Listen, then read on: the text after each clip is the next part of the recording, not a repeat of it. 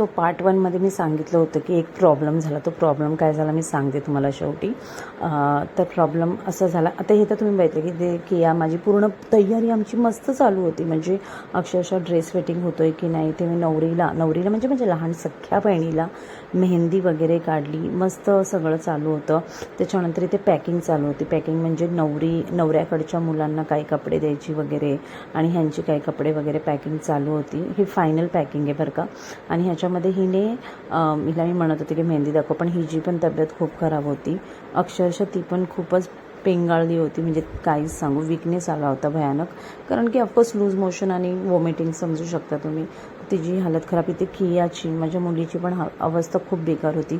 अक्षरशः camera lover असूनसुद्धा ती कॅमेराला फेसच करत नव्हती.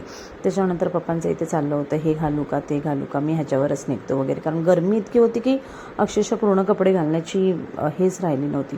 त्याच्यानंतर मग इथे आता सगळे चाललेत. आणि मेन म्हणजे झाला प्रॉब्लेम असा की सगळे लग्नाला चाललेत आणि आमची इतकी तब्येत खराब असल्यामुळे आम्ही म्हणजे मी, दीदी आणि किया आमच्या तिघींचंही जाणं कॅन्सल झालं. इतकं वाईट वाटत होतं ना, म्हणजे काय सांगू.